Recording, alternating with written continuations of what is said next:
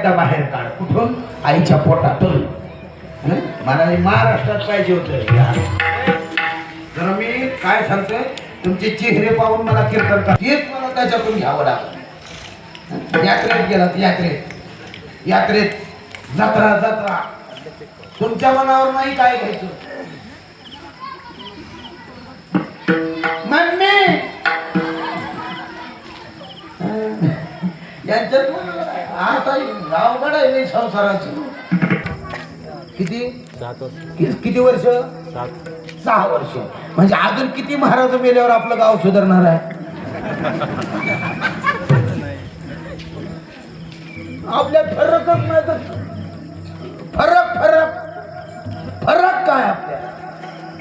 4 जण गांजा पिले, फुल गांजा, बम बोले, गांजा पिले 4. नदीच्या काठावर एक झांज होत, नाव त्या नावेत बसले. एक जण म्हणलं, मला चालवायला इथे. जे नावेत बसले रात्री 12:30ला, पाठ 4:30 वाजून नाव असं चालू होत. एक जण म्हणलं, नदी वाढली का रे? दुसरा म्हणला, नाही धारण निघालो. तिसरा म्हणला, तिसऱ्याच्या गांजा उतरल्या. त्यानं पाठीमागं बघ,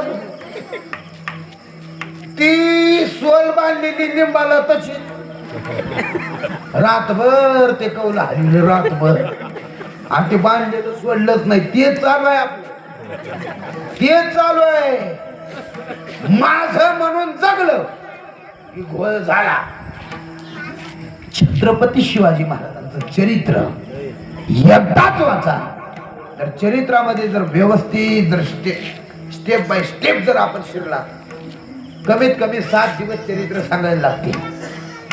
त्याच्यामध्ये स्वतःची पत्नी आजारी होती तर छत्रपती शिवाजी महाराज गडावर थांबले ना. आपलं सोडलं, किती सांगू महाराज, किती उदाहरण.